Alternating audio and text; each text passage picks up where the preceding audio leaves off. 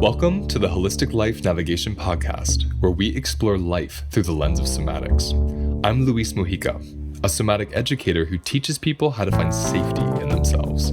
Your turn to learn begins now.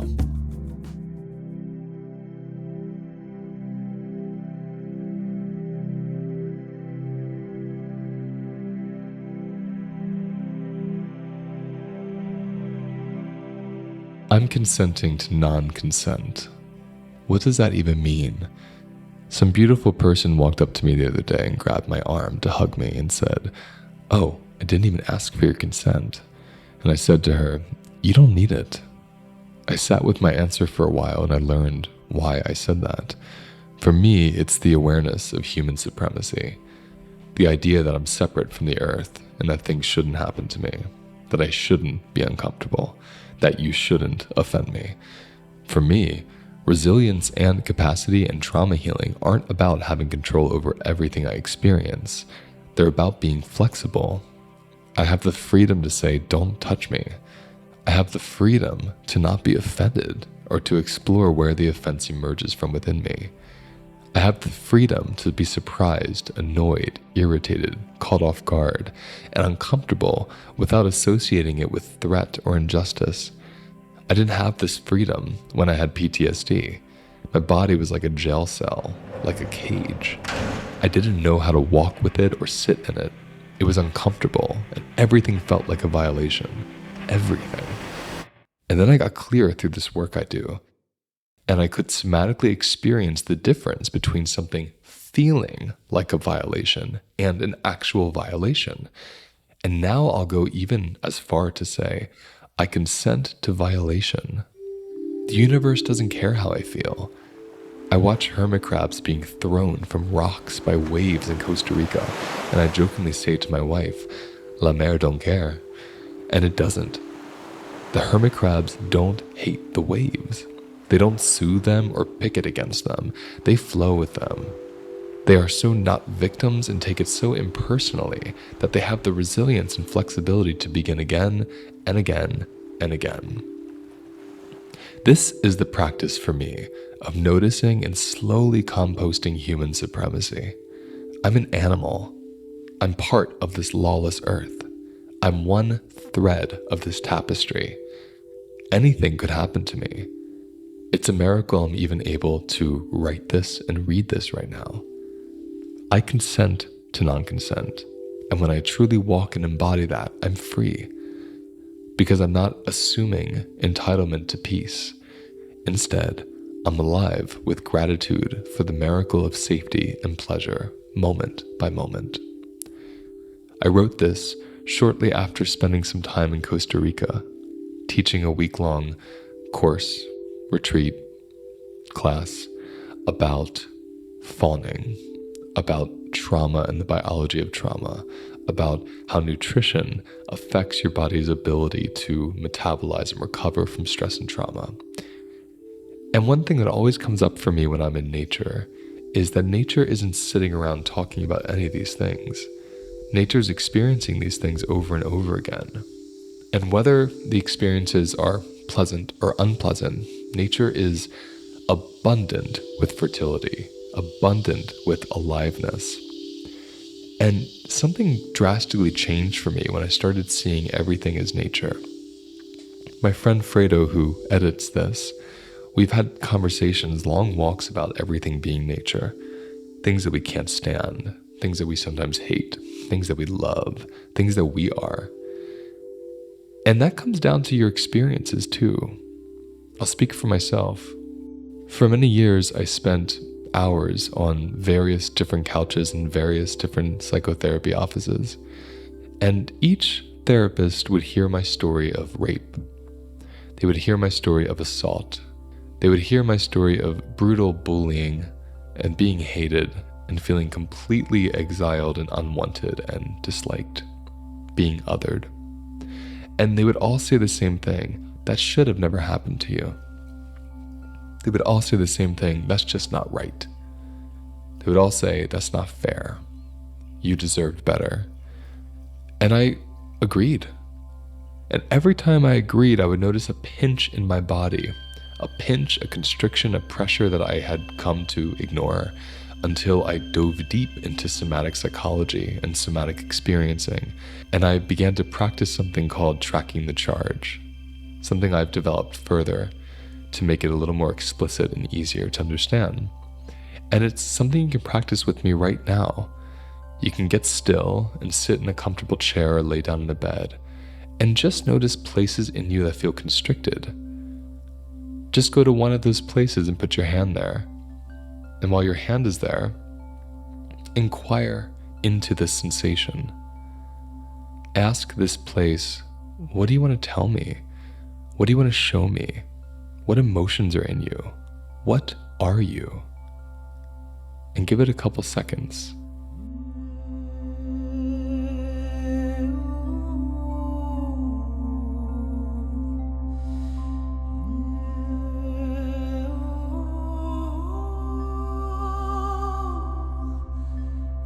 And notice what it shows you.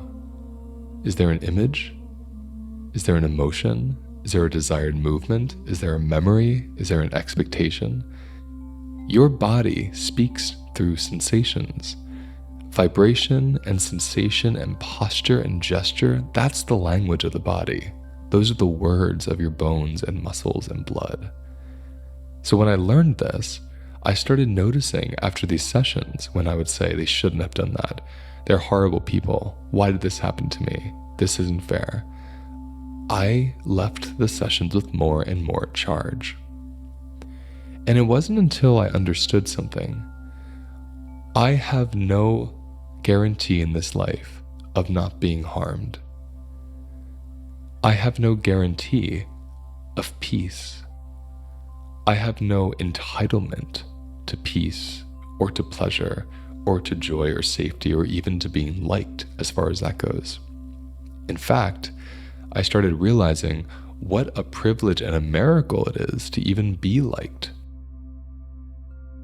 I started noticing that when we live in a world that has so much peace, so much safety, so much ease, we can lose touch with the gratitude of how unique and rare that is.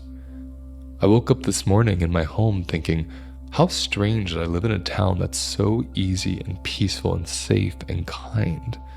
A town that I can walk around in at any hour of the night or day and never have to look behind my shoulder, never have to look over my shoulder, never have to look behind me. That I live in a town where people smile and they put out beautiful flowers and they make pollinator gardens for the bees and they play music on their porches. A town where people are safe and enjoying their safety. Not everyone has this privilege. Not every corner of the world allows or is capable of this. And that's where I go with this piece around consenting to non-consent. When I realize I'm one fabric of the tapestry of this world, that I'm one little animal in this giant species of animals and plants and insects, I start to become humbled. I start to lose a sense of entitlement, even a sense of importance. I start to realize I have no say over any of this. I have no say over the truck barreling down the road that might crash into me and kill me. I have no say over the lightning. I have no say over the climate that may or may not be caused by human beings. I have no say over the mold that completely took over my home, that permeated every wooden pore and every fabric of all the materials I loved and was so attached to that I had to let them go, that I had to watch my upright, beloved piano be destroyed so they could fit it outside the door into a junkyard truck. This is what happened when I lost my home to mold. I didn't consent to having a liver issue from being on acne medication when I was a young boy. A liver issue that would erupt in a bleeding, weeping rash for years and years and years. I didn't consent to these boys raping me and sexually assaulting me as a child and bullying me and hating me. I didn't consent to any of that. So what happens if I spend my life resisting the things I can't change? What does that feel like? I know what it feels like because I did. From age 11 until maybe in my 20s, I resisted almost everything. I resisted every illness, every headache, every conflict, every presidential candidate, every moment of poverty I was living in. I resisted it until I didn't. Until I realized, what if I consent? What if I consent to not consenting? What if I flip the script and I say, I'm open to all the horror? What if I go back in time to the parts of my body to visit the corners of my cells and my bones and my blood and my muscles that are still resisting being penetrated unwillingly by an older boy? What if I visit those parts and I say, hey, we can actually open up to this? We couldn't run away. We couldn't fight back. What if we just breathed into it, opened up to it, and moved on? What would that be like? And I felt parts of my body opening up. I stopped telling the story that it shouldn't have happened, and I felt my shoulders soften. I stopped identifying with past abuse and oppression. I stopped identifying as an oppressed, abused, assaulted person, and I stopped getting headaches. My body stopped resisting against what I couldn't control. And I invoked my favorite Maya Angelou quote, which is difficult because there are many. And it is, if you can change something, do it. If you can't change something, change your attitude. This is in no way an invitation to sit back and receive abuse willingly.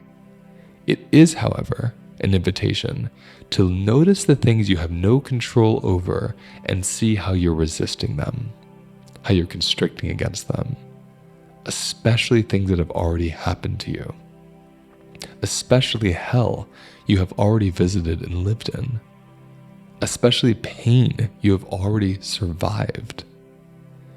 The experiences may reverberate in your bones, but are they happening now? The sooner I allowed myself to feel into consenting to what's not consensual, the sooner I found a strange power and agency and life force inside of me. The sooner my body softened and allowed big sensations to move through me without getting stuck. The sooner I stopped using my energy to try to control, oppress, and shame other people that I disagreed with or even felt unsafe around. I feel safer than I've ever felt in my life. I feel more settled than I've ever felt in my life.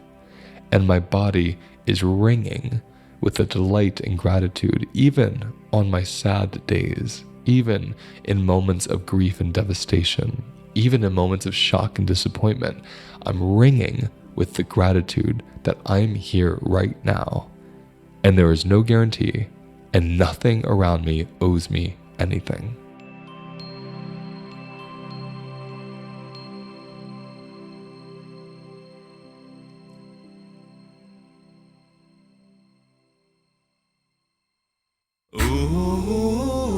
That's the end of today's episode. Now let's take a moment to notice where we feel the episode in our bodies. Close your eyes. Take a breath. And let whatever wants to come up, come up. And remember, those sensations hold the wisdom that we're looking for. If you want to go deeper, visit holisticlifenavigation.com.